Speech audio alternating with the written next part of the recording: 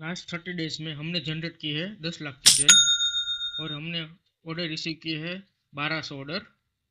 अगर last 7 days की बात करें तो हमने जनरेट की है अराउंड 3 लाख की सेल और टोटल ऑर्डर मिले हैं हमें 364 ऑर्डर्स।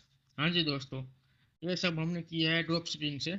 ड्रॉप शिपिंग का मतलब है नहीं इन्वेंटरी हमें रखनी है, नहीं हमें पैकेजिंग करनी है, नहीं हमें कुरियर को देने जाना है, हमें कुछ नहीं करना। हमें सिर्फ एक 20 रुपये लगा के शॉपिफाई में स्टोर बनाना है और रोपोसो या ड्रॉप डैश से प्रोडक्ट पुश करके हमें उसकी सिर्फ एडवर्टाइज करनी है।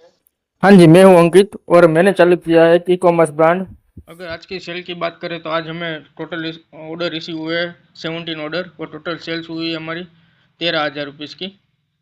अगर हम कल की सेल की बात करें तो कल हमें रिसीव हुए थे अराउंड 37 ऑर्डर्स और टोटल सेल्स हुई थी 30 के।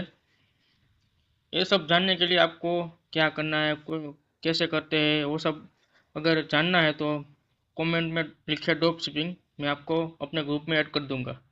Thank you.